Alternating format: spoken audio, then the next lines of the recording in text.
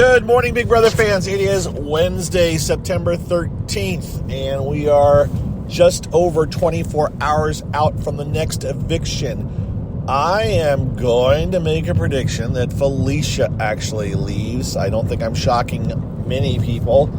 The house seems to not be waffling as it has the last entire season.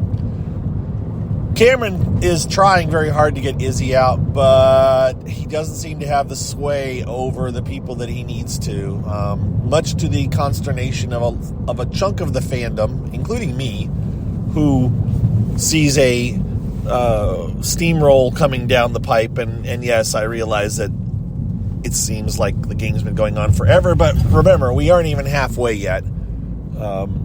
And we aren't to jury yet, and we've got a long, long way to go. And if Cameron's idea was to break up the other side of the house, taking Felicia out is actually doing some of them a favor, because she obviously was becoming a problem for Cirie and Izzy and Jared with her mouth and revealing things, and now she's the one who's going to go, which, if you remember, is kind of what happened at the end of the last eviction. Immediately, Cirie started throwing Felicia under the bus to people, and she got nominated not because of her doing, really, but because Cameron saw her as one of Cirie's people. But I think Cameron's actual plan was to manage to get Cirie backdoored, but that didn't present itself because Jared won the power veto, and so he was stuck with Izzy and Felicia, and Felicia rallied the troops around to save Izzy, and that's what's happening. And they have the two biggest, well, America is on board with getting rid of Izzy. She sees it. It's Jag and Corey. Jag and Corey, to me, are the two that are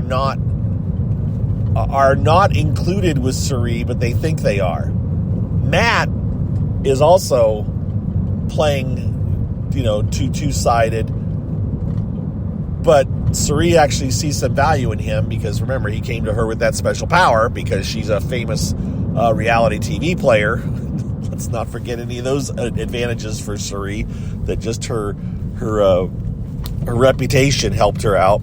And then, of course, we can't forget Jared, which they have even figured that out. That Jared, some of them have figured out that Jared's got, Cameron pegged it. He was, yesterday or the day before, he's like, I think Jared, I think it was yesterday he said this, and I wasn't sure if it was for the first time or not, but Jared was telling Jag that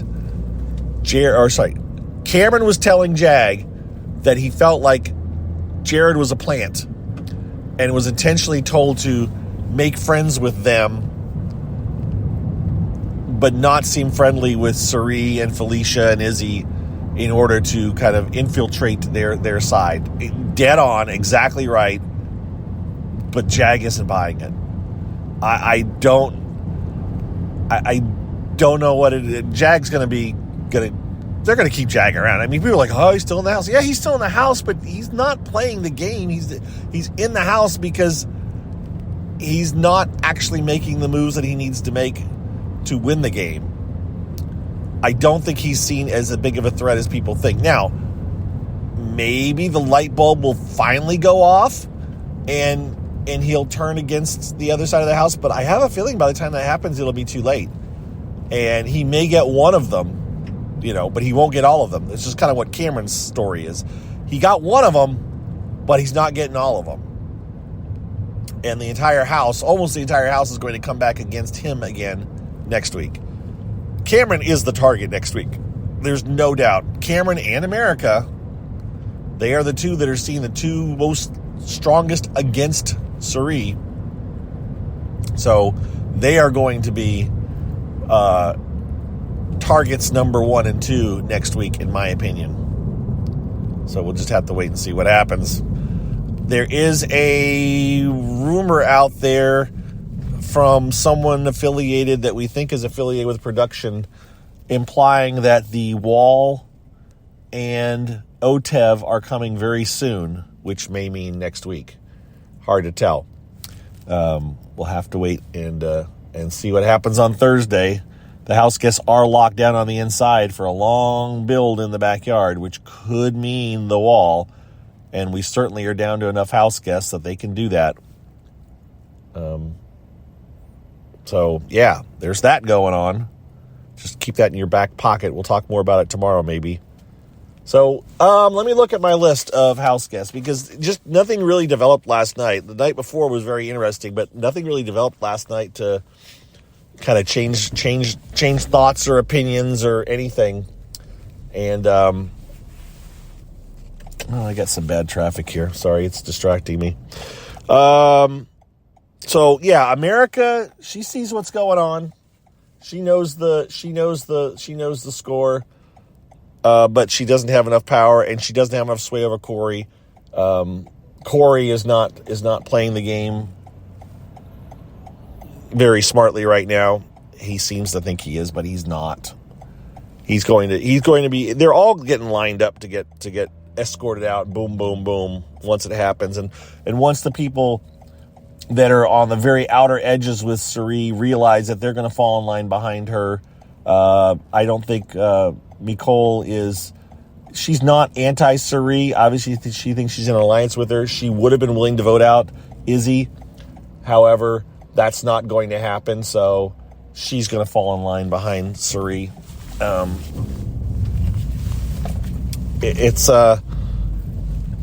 Jared obviously is in great shape, thanks to Mom. Not thanks to anything on his own, in my opinion. And we'll see how long that continues to hold for him. Bowie Jane. Oh, I keep defending Bowie Jane. I don't think people are painting her as a clueless competitor and kind of just wandering through the show, but I don't think she is.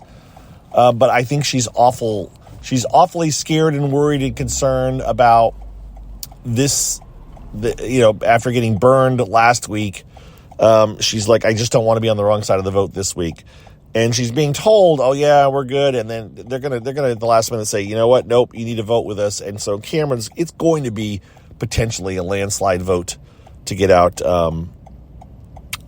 Felicia. I'm not anticipating a split vote right now. I'm really not. I don't think Cameron's talking sense and he's saying the right things, but nobody is buying what he's selling in the end, except for maybe America. America, night before last, she laid out truths for Jag. She laid out truths for Cameron. And I think Cameron may have bought some of it, but Jag he's just not willing to, I don't know. He is just not willing to see that Cameron is his best ally, to go up against Cirie. Cameron is in bad enough place with most of the house guests, even though he's head of household right now, so they're putting up with him, but in the end they're almost all willing to turn against him and get him out. So that's what's going to happen. Yeah, Matt, like I said, Matt is locked in with Cirie. He's definitely just telling Cirie everything that he's told. He is feeding right back to Cirie.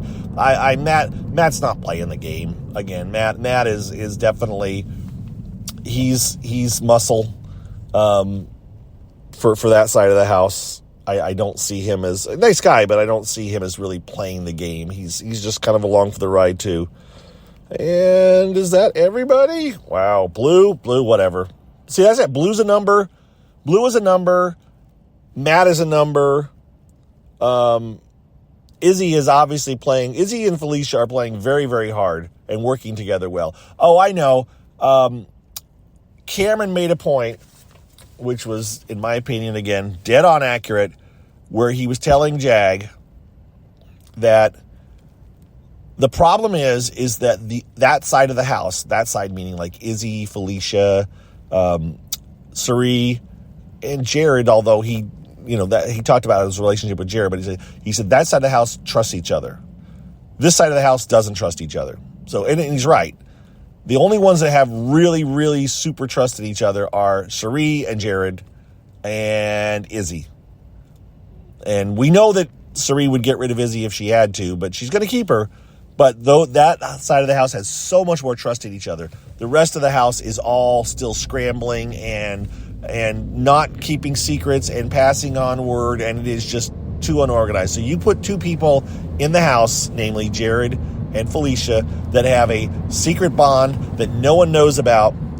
Go back to season 3 of Big Brother with Danielle and Jason when they had their secret bond of trust, and they didn't, and no one knew about it. And they held that, and that's a relationship that is going to just help you navigate the season. So that's, I guess, you know what? There you go. That's they set up, the producers set up a relationship like Jason and Danielle going into the season that no one knew about, and look at how well those guys did in Big Brother 3. Now, they didn't win, but they got all the way to the end, right? So, yeah, I'm going to be tweeting about that today, looking for comparisons with previous seasons. So that's what's going on, guys. I don't anticipate a flip happening. The house is also pretty low energy because everyone's on slop. And so, yeah, I don't anticipate any flip going on. I don't anticipate things changing. Cameron's worked very hard. He's tried very hard to convince people, but no one is buying it. No one is going along with it. And so, yeah, I just don't see it happening. I see Felicia walking out. I see them telling Felicia she's going to walk out. She's kind of partially paranoid that she's going to walk out. So it will not be a blindside. And next up will be Cameron, America, maybe Bowie. Those are the highest likely people to be targeted by the other side of the house, with Cameron being number one. And again, possible wall competition, possible OTEV competition. Not that we get to see it or anything, but the wall would be a. But they didn't see. I would have expected Julie to tease the wall competition if it was going to happen tomorrow night. Now I say all that, and why would I be right? It just means that they may not show it on the live feeds, and so why tease a competition if it's not going to be shown on the live feeds? So it could be it could be the wall competition tomorrow night, and it would just be a sure sign that we're not going to see it because they didn't tease it. All right, that's it. I am starting to talk in circles. I'm going to sign off of here, guys. You have a good Wednesday, happy hump day, and all that stuff, and we will talk to you all on Thursday. I'm hopeful that I can tell you that there's a major flip and that things are changing, but I don't see it happening. And for viewing reasons, it'll be great if Izzy stays around. But for long-term competition, it's just ensuring a steamroll is very much in the works for the season, and we're going to see Izzy, Cirie, Jared, at least 2 of the 3 of them in the final 3, in my opinion. But I know it's early to see saying that, but that's really how I feel. Okay, that's it. I'm out of here. Bye.